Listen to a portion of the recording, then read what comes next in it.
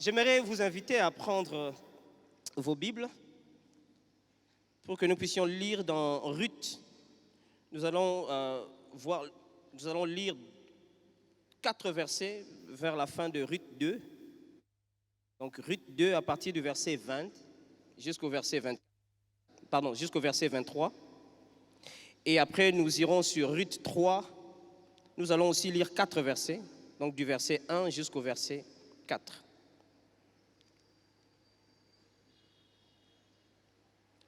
Ruth 2 et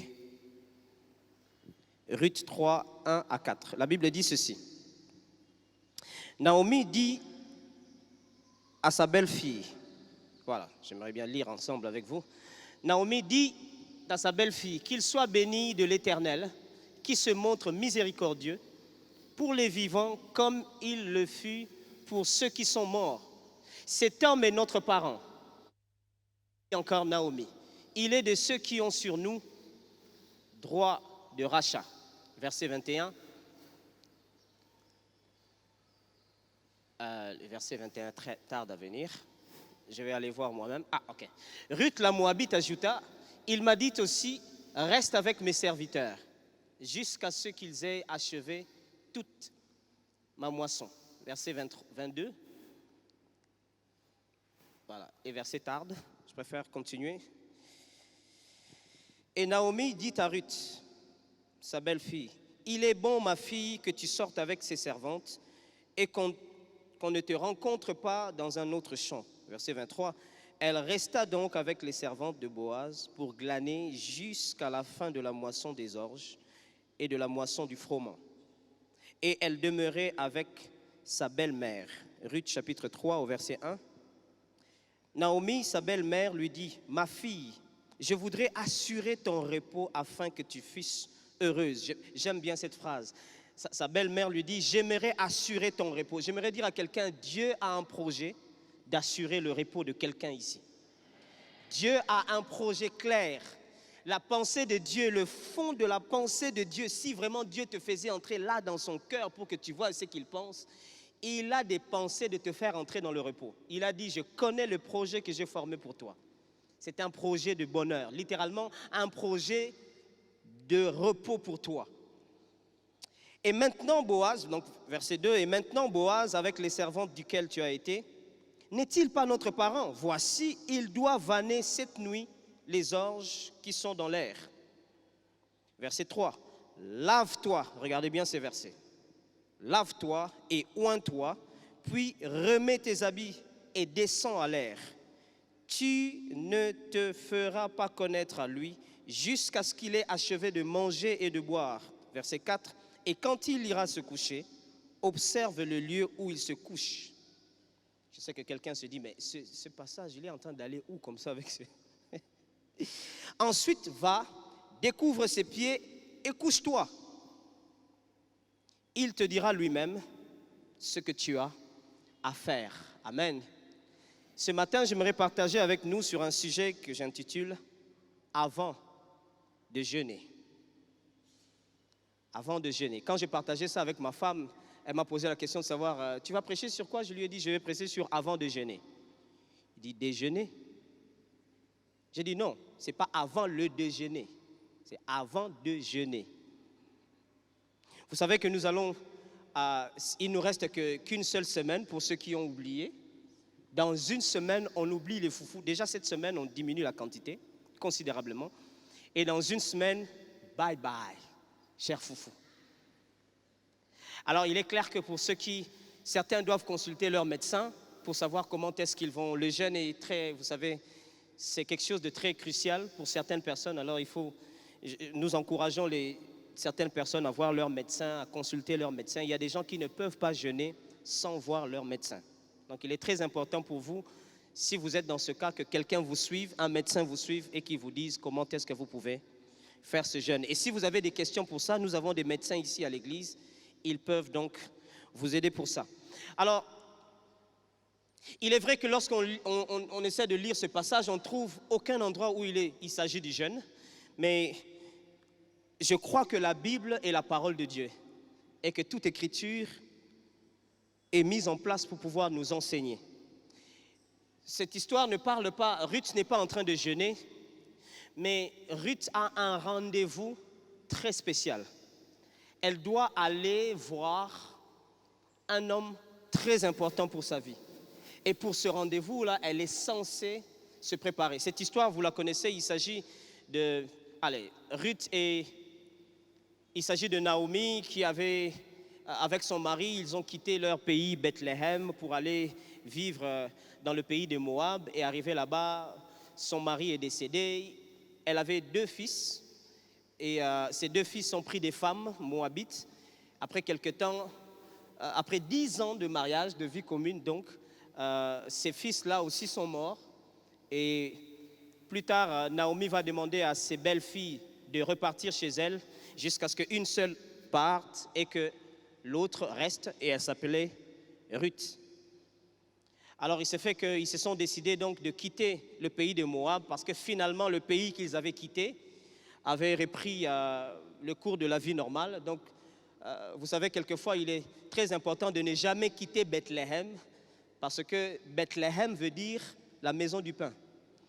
Et quand le pain manque à Bethléem, cela ne veut pas dire qu'il faut quitter Bethléem. Parce que quoi qu'il en soit, un jour, le pain il reviendra. C'est la maison du pain. Alors, il s'est fait qu'après le moment de famine, le pain est revenu sur Bethléem. Donc, elles sont rentrées. Elle, Naomi et sa belle-fille, Ruth. Et Ruth devrait reconstruire sa vie parce que, bon, elle a perdu son mari. Elle vivait donc avec Naomi. Et Naomi lui a permis donc d'aller chercher des endroits où elle pouvait glaner. Elle pouvait aller ramasser les épis qu'on avait déjà moissonnés, mais ce qui tombait là, Dieu avait demandé sous la loi de Moïse de laisser un espace pour que les étrangers ou les veuves, tous ceux qui sont nécessiteux pouvaient venir pour glaner. Et en allant glaner, elle fait une merveilleuse rencontre avec un certain bachelor, un célibataire. Vous connaissez le bachelor? J'aime pas, de toute façon. Mais Boaz était un bachelor très gentil et un célibataire vraiment confirmé. Mais il était certainement beau, il était élégant, c'était un homme riche. Il avait des champs. Et Ruth va donc le rencontrer. Et comme par hasard, Boaz, en la voyant, mais elle vient d'où comme ça? Bon, écoutez, je ne sais pas encore, mais on ne sait jamais. Mais il dit à ses serviteurs, laissez cette femme glaner. Et d'ailleurs, s'il y a moyen, rajoutez-lui quelques grains pour qu'elle puisse bien glaner. Et puis quand Ruth rentre chez elle, chez Naomi, elle raconte l'histoire de ce qui s'est passé. Voilà, j'ai rencontré un homme qui s'appelle Boaz, tout et tout. Et c'est comme ça que Naomi se dit, oh tiens, mais ce monsieur-là, il est de la famille. Parce que Boaz était justement un proche parent du mari de Naomi. Ah, donc le gars, il a droit de rachat sur nous. Vous savez, le droit de rachat ici, c'est-à-dire que lorsqu'une femme a perdu son mari, d'après cette culture, un des membres de la famille du mari pouvait, donc du défunt mari, pouvait la reprendre en mariage. Alors, c'est comme ça que Naomi lui a dit, Naomi va dire à sa belle-fille, donc Ruth, écoute, comme lui-même il veut que tu ailles là-bas, continue à aller là-bas. De toute façon, c'est un célibataire, on ne sait jamais. Donc, continue à aller là-bas, continue à fréquenter le lieu et surtout, qu'on ne te voit pas ailleurs. C'est ce qu'il lui a dit. Comme lui-même, Boaz a décidé que tu n'ailles pas ailleurs, donc va toujours là-bas. Et il s'est fait que dans le chapitre 3, la Bible nous dit que le jour du vannage est arrivé. En fait, c'est le jour où on fait un tri pour prendre tout le bon grain, tout ce qu'on peut utiliser, et puis jeter toute la partie inutile. Alors pour eux, dans leur culture, c'est comme une fête, c'est un jour de fête. Lorsqu'on fait le vannage, lorsqu'on fait le tri, c'est un jour de fête. Et ce jour-là, lui-même, Boaz devait être là. C'est un jour où, après avoir fait ce travail, ils mangent, ils boivent et ils se réjouissent. Alors, lorsque ce jour-là est arrivé, Naomi dit à Ruth, écoute, aujourd'hui c'est un jour important, on va se la jouer gros aujourd'hui. C'est-à-dire qu'il faut mettre tout le paquet en place. Il ne faut pas blaguer. Parce que le gars, il sera là, et donc ses servantes seront là, ses serviteurs seront là. Alors, bon, c'est pas comme si tu vas aller le draguer, quoi. La femme ne va pas draguer un homme, c'est pas grave. Mais nous, on ne le fait pas. Mais il faut quand même que tu te prépares. Et c'est ça, ce que j'appelle ici un rendez-vous sacré, mes amis. Le mois prochain, nous avons un rendez-vous sacré. Je suis ici comme Naomi. Je suis ici sous la puissance du Saint-Esprit pour avertir quelqu'un, pour encourager quelqu'un par rapport aux choses qui vont se passer le mois prochain. Il y a un Boaz qui attend quelqu'un le mois prochain. Vous savez, Boaz est l'image de Christ. Quand je regarde cette scène, c'est tellement merveilleux. Boaz me rappelle Christ et Ruth me rappelle l'Église. Et Naomi me rappelle en même temps le Saint-Esprit qui est là pour souffler les bonnes choses. Écoute, vous savez, quelquefois, c'est pour ça que nous sommes heureux en Christ. Pourquoi? Parce que la pensée de Dieu nous a été révélée. En fait, sans le savoir, Boaz, qui ne connaît certainement pas la belle-mère en question, on ne sait pas si vraiment il la connaissait, mais il y a un lien entre Boaz et la belle-mère. Mes amis, il y a un lien entre le Père et l'Esprit. Il y a un lien entre le Fils et l'Esprit. Donc il y avait un lien ici entre Boaz et Naomi. Et Ruth, qui était là au milieu, devrait bénéficier de la pensée de Boaz quelquefois par Ruth. C'est pour ça que la Bible dit que nous avons, qui a connu la pensée de Dieu, si ce n'est l'Esprit de Dieu lui-même. Alors, Naomi a dit à Ruth, c'est bien, donc on va bien jouer ce jeu ici. Ça va marcher. Il dit, ma fille, dans le chapitre 3, il lui dit, tu sais bien le jour d'aujourd'hui, c'est le jour de rendez-vous. Alors voici ce qu'il faut faire. C'est pour ça que je suis venu ce matin pour vous dire, le mois de novembre est un mois de rendez-vous. Au son de ma voix, j'aimerais que l'Esprit de Dieu te parle afin que tu te prépares pour ce mois de novembre qui va arriver. Christ t'attend différemment. Regardez, c'est un rendez-vous sacré. Vous savez, nous croyons que Dieu est avec vous. Nous croyons que Dieu est avec nous, mais nous croyons aussi à ce qu'on appelle un rendez-vous sacré. Dieu était en Israël. Dieu vivait avec son peuple. Mais il y a des moments où Dieu faisait ce qu'on appelait une convocation sainte. Il leur dit, quand vous viendrez sur cette montagne, ça va être une convocation sainte. Donc, ne prenez pas ça à la légère. J'aimerais dire à quelqu'un, le mois de novembre est une sainte convocation. Ne prends pas cela à la légère. Tu as besoin qu'un Naomi te dise en ce moment comment tu vas faire pour te préparer à ce mois-là. Alors, c'est comme ça que Naomi va lui souffler 4 choses. Et ce sont ces 4 choses dont je viens parler ce matin. 4 choses à savoir avant de commencer le mois de novembre que nous aurons ici. 4 choses à savoir avant de commencer le jeûne. 4 choses à savoir avant d'entamer ce mois de jeûne. La première des choses, Naomi lui dit, donc dans Ruth chapitre 3, au verset 3, la première des choses, elle lui dit, lave-toi. Avant d'aller au rendez-vous sacré, avant d'aller rencontrer Boaz, avant d'aller à ce jour glorieux où Boaz sera là, la première des choses à faire, lave-toi. Lave-toi. Tu dois te laver. Est-ce que Ruth ne se lavait pas? Bien sûr. Mais quand Naomi est en train de lui dire lave-toi, c'est-à-dire qu'il y a une autre dimension. C'est-à-dire fais-le maintenant intentionnellement. Fais-le comme ayant une pensée de quelqu'un qui va rencontrer quelqu'un de très important. Fais-le ayant la pensée de quelqu'un qui va à un rendez-vous déterminant pour sa vie. Lave-toi. Frères et sœurs, il y a 4 choses à savoir, 3 ou 4 choses à savoir concernant le fait de se laver. Quand la Bible parle de se laver, la première des choses à savoir, c'est que se laver dans la Bible est toujours lié avec la marche selon la parole de Dieu. Quand la Bible parle de se laver, la Bible fait directement une liaison avec la parole de Dieu. En fait, dans la Bible, c'est la parole de Dieu qui nous lave. Je me souviens encore du psaume 119, à cette époque de la loi où la purification existait. comme une rite. Il fallait se laver, il fallait faire des ablutions, il fallait utiliser l'eau. Mais David avait déjà compris à cette époque que la meilleure façon de se purifier, la meilleure façon de se laver, c'est d'être attaché à la parole de Dieu. Il dit comment un jeune homme peut laver sa vie, peut laver son chemin. Comment un jeune homme peut rendre pur sa voix. Comment un jeune homme peut rendre pur ses pensées, ses motivations. Comment un jeune homme peut purifier son style de vie. Il dit il n'y a qu'une seule chose à faire. C'est en se dirigeant d'après la parole de Dieu. Mes amis, ne commencez pas le jeûne pour vous attacher à la parole de Dieu. Attachez-vous à la parole de Dieu avant de commencer à jeûner. Ça se fait avant. On n'attend pas le moment de jeûne pour commencer à ouvrir sa Bible à tout moment. On ouvre la Bible à tout moment avant de commencer à jeûner. Parce que l'état dans lequel tu seras quand tu jeûneras, il y a des choses que tu ne pourras plus faire. Alors il faut déjà créer un dépôt bien avant.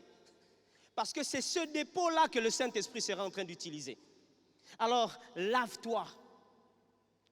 Et l'apôtre Paul parle de ça en parlant du sacrifice de Jésus. Il dit la raison pour laquelle Jésus s'est sacrifié, c'était pour laver son Église. Mes amis, si Jésus est allé à la croix, vous savez que Jésus pouvait nous sauver à partir du ciel, d'un claquement de doigts, d'un seul signe, il pouvait nous sauver. Mais l'une des raisons majeures pour lesquelles Jésus est venu mourir à la croix, c'était pour que toi et moi nous soyons lavés. Alors, la première des choses à faire avant de commencer à jeûner, c'est de se purifier. Comment? C'est de s'attacher à la parole de Dieu, de commencer à marcher selon la parole de Dieu. La deuxième des choses concernant se laver, il faut savoir qu'à chaque fois que Dieu a prévu la délivrance pour son peuple, il lui a toujours demandé de commencer par se laver. Il lui a toujours demandé de commencer par se purifier. Souvenez-vous ici, nous sommes dans Ésaïe 52, là où la Bible est en train de parler de la délivrance d'Israël. Dieu leur dit, quand vous allez sortir de là, partez, sortez de là, ne touchez rien d'impur. Quand on sort du péché, on sort du monde, on se purifie. Alors, mes amis, ne commencez pas le mois de juin avec des pensées impures. Ne commencez pas le mois de juin avec des avoirs impurs. Purifiez-vous avant. N'attendez pas d'entrer dans le jeûne pour commencer à penser se purifier. La troisième des choses, c'est qu'on ne se purifie pas pour attirer la faveur de Dieu. On se purifie parce qu'on a déjà la faveur de Dieu. C'est parce que Dieu nous a fait grâce. N'attendez pas les jours de jeûne pour commencer à chercher la faveur de Dieu. Vous avez la faveur de Dieu. Du reste, ça s'appelle faveur parce que vous ne le méritez pas. Si vous le méritiez, ça ne serait plus une faveur. Alors, comme on a la faveur de Dieu, l'apôtre Paul est en train de dire ceci, dans 2 Corinthiens chapitre 7. Il dit, ayant donc de telles promesses, on ne cherche plus les promesses, on les a déjà. Et parce qu'on a des promesses, qu'est-ce qu'on fait? Bien-aimés, purifions-nous de toute souillure de la chair. C'est en reconnaissance de votre état d'enfant de Dieu. C'est parce que vous savez qui vous êtes en Christ que vous décidez de vous purifier. Et puis la quatrième des choses, la dernière donc concernant le fait de se laver, c'est que se laver implique des actions claires. Quand on dit se purifier, mes amis, ce n'est pas essayer de se garder à la maison là-bas, de ne pas sortir parce que le péché est dehors. Ce n'est pas de signer une lettre de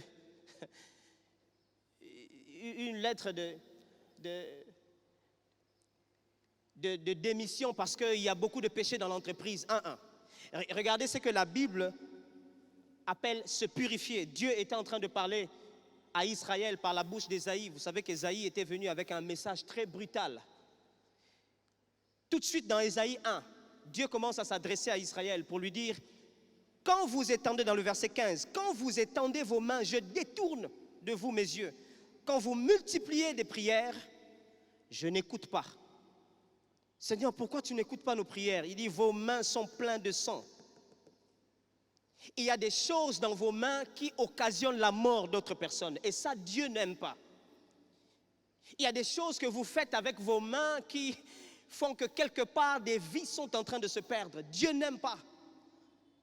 Dans le verset 16, il dit, lavez-vous, purifiez-vous, ôtez de devant mes yeux la méchanceté de vos actions. Il commence par citer ces actions-là. Il dit d'abord, 1, cessez de faire le mal. Frère, avant qu'on arrive au mois de novembre, d'ailleurs, vous n'êtes pas obligé de le faire que pour le mois de novembre. C'est pour votre vie. Cessez de faire le mal. La Bible est en train de dire cessez, c'est-à-dire que Dieu ne vous fera pas cesser. Dieu ne vous fait pas cesser le mal. C'est vous qui devez prendre la décision d'arrêter. Il y a des choses dans la vie, mes amis, on arrête. On se décide d'arrêter. Surtout quand on a un rendez-vous comme celui de novembre. Il faut arrêter. Le Saint-Esprit n'avortera pas ce mauvais rendez-vous-là. Il faut que toi, tu l'avortes de toi-même. Avorte ce rendez-vous-là. De toute façon, tu l'as après ce dimanche. Tu l'as cette semaine-là. Arrête ça. Avorte ça maintenant, aujourd'hui même. La Bible dit, cessez de faire le mal. Regardez le verset 17. Apprenez à faire le bien. Le mal, on cesse de faire le mal. C'est une décision personnelle. Le bien, on s'habitue. On prend des résolutions pour commencer à en faire une habitude. Apprenez à faire le bien. Dieu sait que nous sommes nés avec une nature pécheresse et que le bien n'est pas notre première nature. Mais on peut apprendre à faire le bien. Ça s'apprend. J'aimerais encourager quelqu'un ici, apprends à faire le bien. Apprends à toi-même, parle à toi-même, dis à toi-même, Eric, ça ce n'est pas bien. Fais ce que pense la parole de Dieu. Lave-toi. Ne commencez pas le moment de jeûne avec beaucoup de culpabilité dans votre cœur. Vous savez, des moments comme des moments de jeûne, ce ne sont pas des moments où tu viens pour dire au Seigneur, pardonne-moi, hein, Seigneur. Si tu attends que Dieu te pardonne en novembre, et si tu mourais aujourd'hui? Quelquefois, nous vivons comme si la vie nous appartenait. Ce n'est pas au mois de novembre qu'on commencera à chercher où se trouve le péché dans ma vie. Et puis, oh Seigneur, je demande pardon, Seigneur. Je ne sais pas qu'est-ce que j'ai fait, mais je sais que j'ai fait quelque chose. Et parce que j'ai fait quelque chose, je dois demander pardon. Non, non, non, non, non. C'est maintenant. Cessez avec le mal. Apprenez à faire le bien. La Bible dit, recherchez la justice. Voici les éléments qui nous aident à nous laver. Partout où il y a de l'injustice dans ta vie, arrête ça. Cherche à restaurer des choses qui ne t'appartiennent pas. Ce n'est pas normal que tu viennes au mois de novembre jeûner avec un téléphone qui ne t'appartient pas. Ça n'a vraiment pas de sens. Je ne sais pas comment le christianisme au Congo est devenu très modernisé. Je vis avec quelque chose qui ne m'appartient pas et que le propriétaire est en train de chercher, mais je viens prier le Seigneur. Ça paraît élémentaire, mes amis, mais c'est ça qu'on fait avant d'aller à la rencontre de Boaz. Il faut se laver, rechercher la justice, protéger l'opprimé. Quand vous avez la possibilité de protéger celui qui est en position de faiblesse, faites-le. C'est comme ça que vous vous lavez devant le Seigneur. Protégez ces orphelins-là, ils n'ont personne. Et vous savez que votre parole peut avoir de l'effet dans cette famille. Protégez l'orphelin. Défendez le droit de la veuve. Il dit, faites droit à l'orphelin. Défendez la veuve. Mes amis, pour se laver, il y a des actions à faire. Entreprenez ces actions-là. J'aurais été dans une école, j'aurais dit, ok, que chacun de nous note 5 choses dont il doit se laver cette semaine. C'est un travail qu'il faut faire. Il faut s'asseoir, prendre un stylo, écrire un certain nombre de choses et commencer à prier. Seigneur, ça, je veux arrêter avec. Dieu vous donnera la force. Je dis que Dieu vous donnera la force. Il ne vous fera pas cesser. C'est vous qui allez cesser. Mais il vous donnera la force parce que la parole déclare que c'est lui qui crée en nous le vouloir et le faire. Alors je déclare qu'avant le mois de novembre, tu vas te laver. Tu vas laver ta robe. Tu seras pur. Tu vas entamer ce jeûne avec des pensées pures, avec des mains pures, et tu pourras lever vers le Seigneur les mains pures. Lave-toi. La deuxième des choses qu'il lui dit, ou qu'elle lui dit, oins-toi. Lorsque tu as un rendez-vous comme celui de novembre, quand tu as un rendez-vous avec un homme aussi galant comme Boaz, quand nous avons un rendez-vous avec un homme aussi gentil, aussi merveilleux que Jésus-Christ, le second Adam, le Rédempteur, celui dont l'amour n'a pas de fin, l'homme qui aime avec l'amour inconditionnel, quand on a un rendez-vous avec lui, la chose qu'on doit faire, c'est se remplir du Saint-Esprit. Qu'est-ce que je veux dire par là? Je veux dire qu'on ne jeûne pas pour être rempli du Saint-Esprit. On se remplit du Saint-Esprit avant de jeûner. Quand vous viendrez ici au mois de novembre, ce ne sera pas pour dire, Seigneur, je jeûne pour que tu me remplisses. Oh, non. Remplis-toi avant de commencer à jeûner. Écoutez ce que la Bible dit dans Luc chapitre 4. Jésus, rempli du Saint-Esprit, revint du Jourdain et il fut conduit par l'Esprit dans le désert où il fut tenté par le diable pendant 40 jours. Il ne mangea rien durant ces jours-là.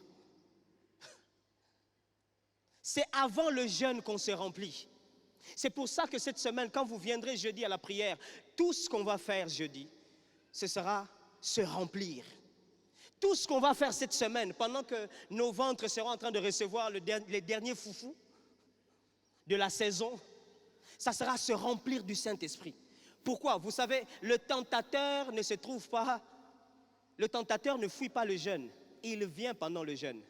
J'aime bien la version de Luc. La version de Luc dit que Jésus n'était pas tenté après le jeûne, il était tenté pendant le jeûne. Alors, pour que tu ne puisses pas désorienter ton jeûne, tu dois jeûner tout en étant rempli du Saint-Esprit. Il y a plus d'avantages. Quand on s'est lavé, c'est là que le Saint-Esprit est censé faire un travail en nous. Écoutez ce que la Bible dit dans, Jean chapitre 2, dans 1 Jean chapitre 2. Pour vous, l'onction que vous avez reçue de lui demeure en vous. Ça veut dire que l'onction enseigne aussi. Pourquoi on doit être rempli du Saint-Esprit avant de commencer à jeûner? Parce que l'onction nous enseigne.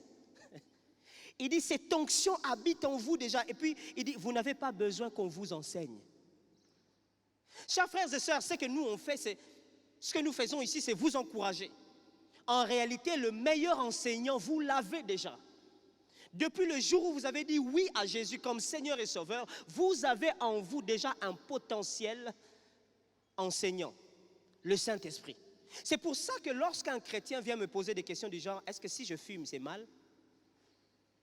Est-ce que si un seul verre seulement, un seul verre, la Bible avait recommandé un seul verre à, voilà, Paul avait recommandé à, comme me disait quelqu'un, il dit, pasteur, je me sens interpellé par ce verset-là. Donc il n'y a aucun autre verset qui l'interpelle dans la Bible que le verset où on lui dit, ne prends pas que de l'eau. Quelle interpellation! Pourquoi tu n'es pas interpellé quand la Bible dit, lave-toi? Quand tu poses ces questions-là, ok, est-ce que je dois continuer cette relation ou pas? Est-ce que je dois... Vous voulez que je vous donne la réponse? Vous savez la réponse. Parce que pour vous, l'onction que vous avez reçue habite en vous. On n'est pas en train de parler de l'onction qui fait tomber les gens ici. On est en train de parler de la capacité de reconnaître la volonté de Dieu à l'intérieur de soi. Même quand tout le monde autour dit oui, nous on sait que c'est non. Même quand ça va coûter la vie, nous on sait que c'est non, parce que Dieu ne veut pas de ça. Alors, n'entamez pas le jeûne sans être rempli du Saint-Esprit. N'entamez pas le jeûne sans avoir la capacité de reconnaître clairement la volonté de Dieu. Parce que le jeûne n'est pas fait pour vous faire reconnaître la volonté de Dieu. Pas d'abord. Vous savez le titre de ce jeûne, de notre moment de jeûne? Intimité. Intimité. Alors, soyez remplis du Saint-Esprit. Je déclare qu'avant le mois de novembre, tu deviennes un homme de prière, une femme de prière, un homme dont les yeux fonctionnent, une femme dont les yeux spirituels fonctionnent, un homme dont les yeux du cœur fonctionnent. Tu sais reconnaître la volonté de Dieu, tu sais reconnaître qu'est-ce qui est agréable, qu'est-ce qui est bon, qu'est-ce qui est parfait pour Dieu. Troisième élément, elle lui dit, remets tes habits. Frères et sœurs, avant de commencer à jeûner, il faut remettre les habits. Pourquoi elle dit remets les habits? Vous savez que cette femme était en deuil, n'est-ce pas? C'est-à-dire que même son style d'habillement, son accoutrement avait changé. Elle avait un accoutrement de deuil. Quand elle allait glaner, Boaz était très content de la voir. Mais Ruth avait encore le vêtement de celle qui a perdu le mari, celle qui fait un peu de dépression, celle qui a perdu le travail. Je ne sais pas, ce matin en venant ici, toi tu as perdu quoi? Est-ce que tu as perdu 10 ans de vie? Est-ce que tu as perdu, je ne sais pas qu'est-ce que tu as perdu. Mais avant d'entamer le jeûne, mets tes beaux habits. La pensée d'habits ici, c'est pour dire les beaux habits. Parce que Ruth n'en mettait plus des beaux. Elle commençait à se parer juste de...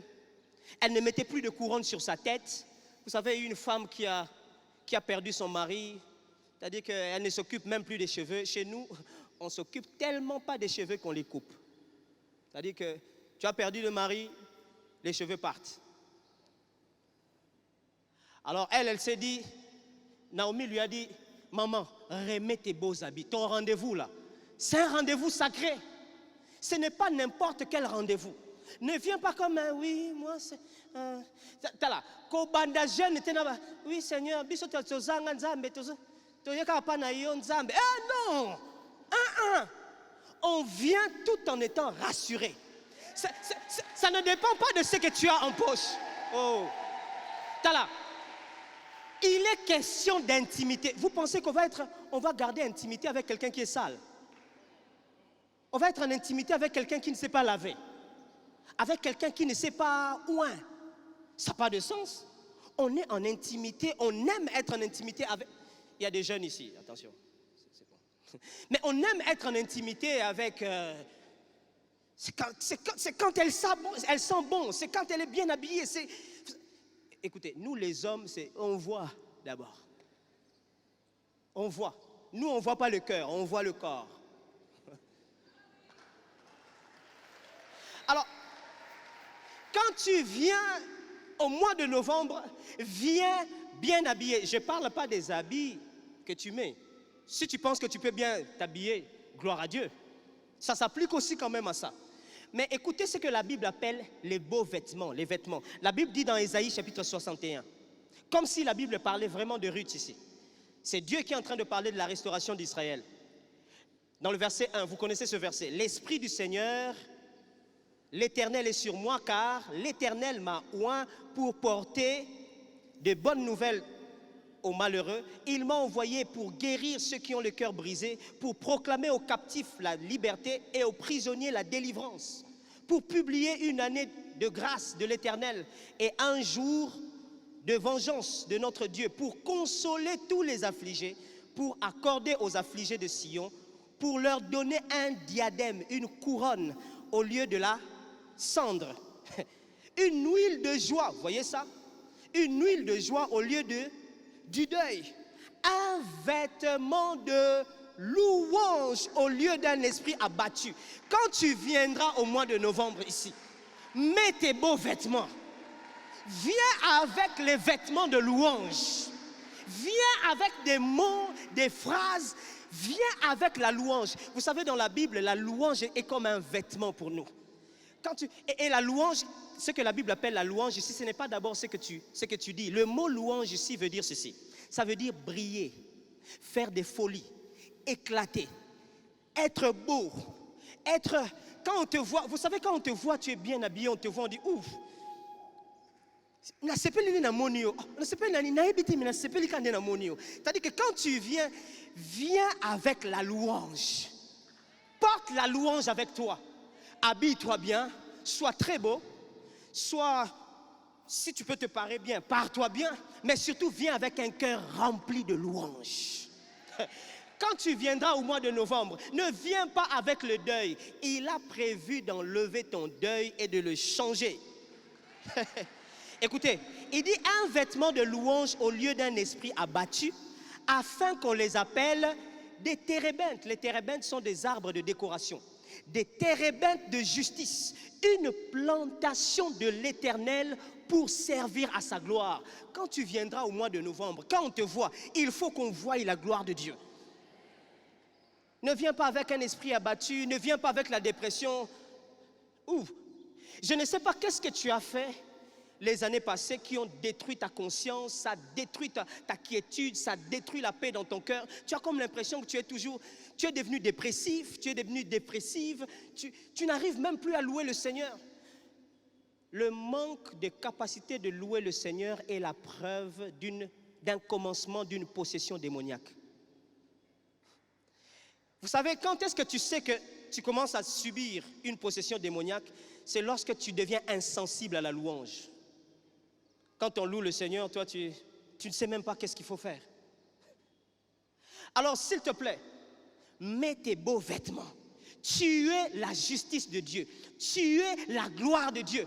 Quel que soit ce qu'on a dit de toi, quel que soit le nombre de grossesses que tu as eues, et puis après, on se pose la question de savoir si tu vas te marier encore. Quel que soit ce que tu as perdu. Est-ce que tu as perdu un mariage? Tu as perdu un mari? Tu as perdu le travail? Tu as perdu des enfants? J'aimerais te dire que tu es la gloire de Dieu. Et tout le monde verra ça. Tu es comme un arbre de décoration pour la justice de Dieu. Quand on te voit, c'est un décor. Tu fais le décor de Dieu. Alors ne viens pas avec le deuil. Viens avec la louange. Le dernier élément, elle lui dit, découvre ses pieds et couche-toi. Les 3 premiers que j'ai cités, ça c'est avant novembre. Quand tu viendras ici en novembre, ce que nous cherchons, c'est les pieds de Jésus, mes amis. C'est ici l'adoration. L'adoration est la meilleure façon de répondre à l'amour de Dieu. Si la louange est la meilleure façon de répondre au deuil, ça veut dire que l'adoration est la meilleure façon de répondre à l'amour de Dieu. Quand on vient ici au mois de novembre, tu ne viens chercher personne d'autre. Tu ne viens pas pour celui qui est à côté, à gauche, à droite. Tu viens juste chercher. Regardez, il dit, cet homme-là, c'est un homme d'honneur. Ne va pas l'affronter de n'importe quelle manière. Toi, va là où il se couche, cherche seulement les pieds. Le secret se trouve là. Le secret de l'adoration. Je ne cherche pas autre chose. Je viens juste au pied d'eux. Quand tu viendras au mois de novembre, viens, c'est l'endroit de l'intimité. Les pieds, c'est là que se trouve l'intimité. Naomi lui dit, cherche, découvre juste les pieds et couche-toi là. Je ne sais pas pour vous, mais au mois de novembre, tout ce que moi je viendrai chercher ici, c'est les pieds de Jésus pour que je reste là. Je veux rester là. Je veux juste rester là. Écoutez ce que la Bible dit à propos des pieds de Jésus. Dans Luc chapitre 7, on nous parle d'une merveilleuse histoire d'une femme qui est venue pendant que Jésus mangeait chez un pharisien. Et puis, la femme est venue. La Bible dit, un pharisien pria Jésus de manger avec lui. Jésus entra dans la maison du pharisien et se mit à table. Et voici une femme pécheresse qui se trouvait dans la ville. Ayant su qu'il était à table dans la maison du pharisien, apporta un vase d'albâtre plein de parfums et se tint derrière, aux pieds de Jésus. En fait, la position qu'ils avaient, ce n'est pas vraiment la position qu'on nous montre dans les photos. Eux, dans les maisons, là où ils mangeaient, ils avaient l'habitude d'être couchés et d'avoir les pieds en arrière. C'est comme ça que la Bible parle du fait qu'elle est venue vers l'arrière. Elle n'avait même pas besoin que Jésus sache. Je suis tellement pécheresse. J'ai tellement fait des erreurs dans ma vie. Je sais que tu es comme ça. J'ai tellement fait des choses dans ma vie. Je ne sais même pas si je suis capable de me tenir dans une assemblée comme celle-ci. Eh bien, j'aimerais te dire, tu as une place. Si tu penses que tu es pécheur, si tu penses que ta vie est ruinée parce que tu as fait beaucoup d'erreurs dans la vie, il y a une place pour ceux qui ont fait beaucoup d'erreurs dans la vie. Les pieds de Jésus. Viens aux pieds de Jésus. La Bible dit, puis elle pleurait beaucoup. Et bientôt, elle lui mouilla les pieds de ses larmes, puis les essuya avec ses cheveux, les baisa et les oignit de parfum. Après, plus tard, le pharisien qui était là, il dit, La Bible dit, le pharisien s'est dit en lui-même, hein, ce gars ici, vraiment, s'il était un fils de Dieu, il allait savoir d'où vient cette femme. Vous savez, il y a toujours des gens comme ça. Quand il te voit venir vers le maître, quand il te voit venir, lui, là, il y a un sambe la mingue, ça le trop na vie. C'est qu'il ne savait pas ce que Jésus avait entendu. Parce qu'il connaît la pensée des hommes. Jésus dit, ok, mon ami, je vais te raconter une histoire. Vous savez, Jésus avait une méthode qu'on appelle la méthode remèze. C'est-à-dire qu'il te donne la réponse que toi-même tu trouves. Il lui dit, mon ami, si deux personnes avaient une dette, l'un de 50, l'autre de 500 francs. Il dit, et puis finalement, le créancier se dit, bon, vous n'arrivez pas à payer, je vous remets vos dettes. Il dit, qui sera le plus content? Qui va sentir le poids de la dette qui vient d'être enlevée? Lui-même, il dit, c'est celui qui avait beaucoup plus qui avait une grosse dette. Donc, celui qui avait une dette de 500 francs. Jésus dit, ah, tu as bien jugé. Il dit, maintenant, je vais te dire une chose. Tu sais, dans le verset 44, il dit, se tournant vers la femme, il dit à Simon, le pharisien là, tu vois cette femme, je suis entré dans ta maison, tu ne m'as pas donné d'eau pour me laver les pieds. Mais elle les a mouillés de ses larmes. Elle les a essuyés avec ses cheveux. Tu ne m'as point donné de baiser. Mais elle, depuis que je suis entré ici, c'est-à-dire que là où Jésus était, il sentait le gars que quelqu'un est en train de me toucher au pied là-bas. Même s'il continue à manger, il continue à parler, mais il sentait qu'il y a quelque chose qui me fait du bien là-bas. Vous savez, quand on vous touche au pied là, bon, ça c'est les mariés qui savent ça. Quand on vous touche au pied là, oh, ça dit même la nourriture prend un autre goût. Il dit, elle, depuis que je suis entré, elle n'a pas cessé de baiser mes pieds. Tu n'as point versé d'huile sur ma tête, mais elle a versé du parfum. Un parfum très cher sur mes pieds. C'est pourquoi je te le dis. C'est-à-dire que Jésus avait une arme qui avait plusieurs balles. D'ailleurs, quand tu lui as dit, mon ami, tu sais quoi? Il dit, oui, maître, dis-moi, hypocrite. Pourtant, dans le cœur, il disait, s'il savait, oui, maître, parle, je t'écoute. Il ne savait pas que Jésus avait une arme. Je suis entré ici, tu ne m'as pas donné d'eau pour laver mes pieds. Elle a fait avec les larmes, elle a essuyé avec ses pieds. Deuxième balle, tu ne m'as pas oint la tête. Elle a dépensé un parfum pour moi. Quatrième des choses, toi tu ne me fais pas de baiser. Elle, depuis qu'elle est là, elle est en train de baiser mes pieds. Alors voici la conclusion, ça c'est la grosse balle. Voici la conclusion. C'est pourquoi je te le dis, ses nombreux péchés ont été pardonnés, car elle a beaucoup aimé. Mais celui à qui on pardonne peu, aime peu. Littéralement, celui qui a la dette de 500 francs, lui, on va bien s'occuper de lui. Pourquoi? Parce que sa dette est plus grande. Toi, tu penses que tu as la dette de 50 francs. C'est pas grave. Toi, on te pardonne peu seulement.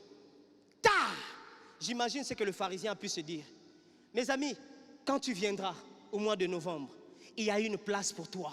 Je ne sais pas dans quelle dépression tu sombres maintenant. Quelles sont les choses qui ont détruit ta vie? Mais il y a une place pour ceux qui ont été gravement blessés, gravement détruits. C'est les pieds de Jésus. Écoutez. Ça, c'est une chose très importante.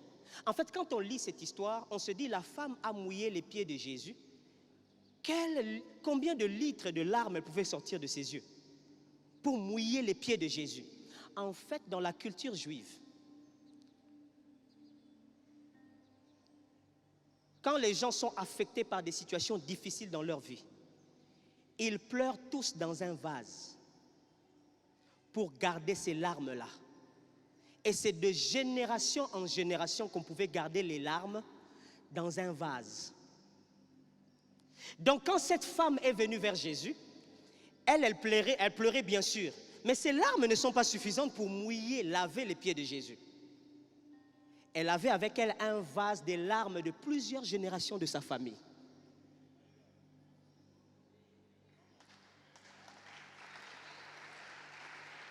Il y a un vase qu'elle a utilisé, qu'elle a brisé pour parfumer les pieds de Jésus. Mais il y a un autre vase, ça n'a pas été brisé. Elle a déversé ce qu'il y avait à l'intérieur. Les larmes de toutes les générations de sa famille. les larmes des ancêtres de sa famille, les larmes de son père, les larmes de personnes même qu'elle ne connaissait pas. Elle les a versées aux pieds de Jésus. Pourquoi? Parce que quand on vient au pied du Maître, quand on vient au pied de Jésus, on vient déverser toutes les larmes pour que les prochaines larmes de notre vie deviennent des larmes de joie et plus des larmes de tristesse. Cette femme a dit, c'est fini aujourd'hui. J'ai trouvé là où il faut déposer les larmes et de moi, et de ma famille, et de mes ancêtres, et de mes enfants, et de tous ceux-là que je ne connais pas. J'aimerais te dire une chose, l'intimité est une occasion pour déverser toutes les larmes, même les larmes que tu n'as pas connues, mais que tes ancêtres ont pleuré. Je ne sais pas qu'est-ce qui a fait pleurer ta vie. Je ne sais pas qu'est-ce qui a détruit ta famille, mais j'aimerais te dire que tu peux renverser la situation au pied de Jésus. Je ne sais pas quels sont les hommes que vous avez perdus dans la famille. Je ne sais pas le degré des larmes qui ont déjà rempli ta vie. Mais j'aimerais te dire, il y a un lieu où on déverse les larmes. Les larmes se déversent au pied de Jésus. Alors quand tu viendras au mois de novembre, l'intimité est la possibilité pour nous de verser, pas de pleurer seulement, mais de verser toutes les larmes de tristesse. Je déclare que quand tu viendrais, je déclare au son de ma voix comme un prophète, quand tu viendras au mois de novembre ici, laisse que toutes les larmes de ta vie restent ici au pied de Jésus. Quand tu viendras ici, laisse que toutes les larmes, toutes les déceptions de ta vie, toutes les blessures dont tu n'as pas pu te revenir, toutes les blessures dont tu n'arrives pas à être guéri, toutes les larmes de ton père, de ta mère, de tes enfants, toutes les larmes qui ont rempli ton vase, laisse que ça reste ici en ce lieu. Pourquoi? Parce que tu as été choisi, tu as été pardonné et tu es la Ruth qui a reçu la grâce. Gloire au Seigneur. Tu peux te lever pour qu'on puisse prier.